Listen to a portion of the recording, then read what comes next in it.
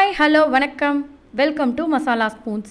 இந்த வீடியோவில் ஒரு சூப்பரான ஸ்நாக் மசாலா கடலை, அதுவும் 2 டைப் ஆஃப் மசாலா கடலை எப்படி செய்கிறதுன்னு பார்க்கலாம். வாங்க வீடியோக்குள்ளே போகலாம்.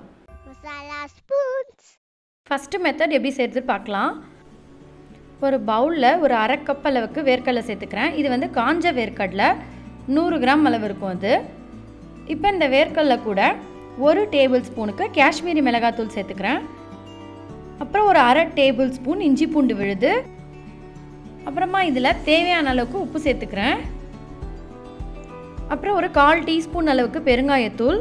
இதெல்லாம் சேர்த்துட்டு ஃபஸ்ட்டு அந்த மசாலா, அந்த இஞ்சி பூண்டு, அந்த மிளகாத்தூள் எல்லாமே மிக்ஸ் பண்ணி விட்டுட்டு அதுக்கப்புறமா 3 டேபிள் ஸ்பூனுக்கு கடலை மாவு சேர்த்துக்கிறேன்.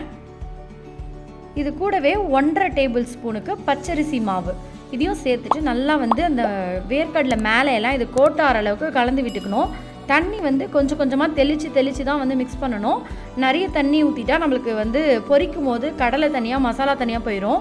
ஸோ இந்த அளவுக்கு வந்து அது எல்லாம் கோட்டார அளவுக்கு மிக்ஸ் பண்ணி எடுத்தாச்சு. இப்போ வந்து இந்த கடலையை ஃப்ரை பண்ணிக்கலாம். எண்ணெய் வந்து மீடியம் ஹீட்டில் சூடாக இருக்கணும். அதுக்கப்புறம் கொஞ்சமாக கடலை எடுத்து லைட்டாக உதுத்து விட்டா மாதிரி போட்டிங்கன்னா தனித்தனி கடலையாக விழுந்துடும். கொஞ்சம் தூரமாக வச்சு போட்டிங்கன்னா உங்களுக்கு வந்து கையில் எண்ணெய் தெரிக்கும். அதனால் கிட்ட வச்சு போட்டிங்கனாலே உங்களுக்கு கையில் தெரிக்காது.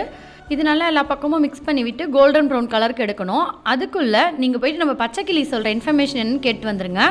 வணக்கங்க, நான் தான் பச்சைக்கிளி. இன்னைக்கு வேர்க்கடலை பற்றி தான் சில தகவல்கள் சொல்ல போகிறேன். உலக அளவில் சைனா, இந்தியா, நைஜீரியா போன்ற நாடுகளில் தான் அதிக அளவில் வேர்க்கடலை உற்பத்தி பண்ணுறாங்களாம். வேர்க்கடலையில் omega 3 fatty acids, vitamins, minerals, nutritions எல்லாமே இருக்குது. அதனால டெய்லி ஒரு கையளவுக்கு வேர்க்கடலை சாப்பிட்டா நம்ம உடம்புல இருக்கிற கெட்ட கொழுப்பும் குறையும். அது மட்டும் இல்ல, நம்ம இதயத்துக்கும் ரொம்ப நல்லது. வேர்க்கடலைய அடிக்கடி சேர்த்துக்கிறதால நீரிழிவு நோய், அதாவது டயபெட்டிஸ் வராம தடுக்குதாம். பொதுவா நார்ச்சத்து இருக்கிற உணவு சுவை கொஞ்சம் கம்மியா தான் இருக்கும். ஆனா வேர்க்கடலை சுவையும் நல்லா இருக்கும், அதுல நார்ச்சத்தும் நல்லாவே இருக்கு. இன்னைக்கு நான் சொன்ன தகவல் உங்களுக்கு பிடிச்சிருக்கும்னு நினைக்கிறேன். எல்லாரும் ஆரோக்கியமான உணவை அளவா சாப்பிட்டு ஆனந்தமா வாழுங்க. அடுத்த வீடியோல மீட் பண்றேன். டாடா, பாய். இப்போ இந்த எண்ணெயோட சத்தமும் நல்லா அடங்கிடுச்சு. அதெல்லாம் நல்லா கோல்டன் ப்ரௌன் கலருக்கு வந்துடுச்சு. இப்போ வந்து இது எண்ணெயிலேருந்து எடுத்துடலாம். அவ்வளோதான், நம்மளோட கடலை ரெடி. அடுத்து 2வது மெத்தட் எப்படி செய்யறதுன்னு பார்க்கலாம். ஒரு கடாயில் 2 டேபிள் ஸ்பூன் எண்ணெய் சேர்த்துக்கிறேன்.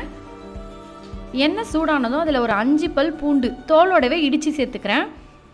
அப்புறமா கொஞ்சமாக கருவேப்பிலையும் சேர்த்துக்கிறேன். சேர்த்துட்டு நல்லா வதக்கிக்கலாம். அந்த ஃப்ளேவர், அந்த பூண்டு கருவேப்பிலையோட ஃப்ளேவர் வந்து அந்த எண்ணெயில் நல்லா இறங்கணும்.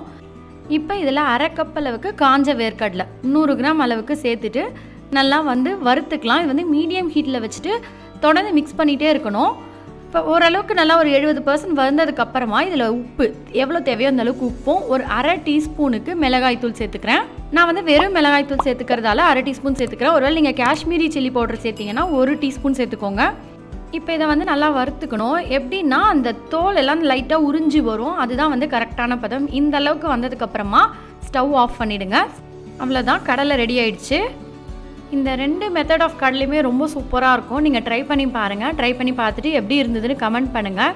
மறக்காமல் மசாலா ஸ்பூன்ஸ் சேனலுக்கு சப்ஸ்கிரைப் பண்ணிக்கோங்க. தேங்க்ஸ் ஃபார் வாட்சிங். நன்றி.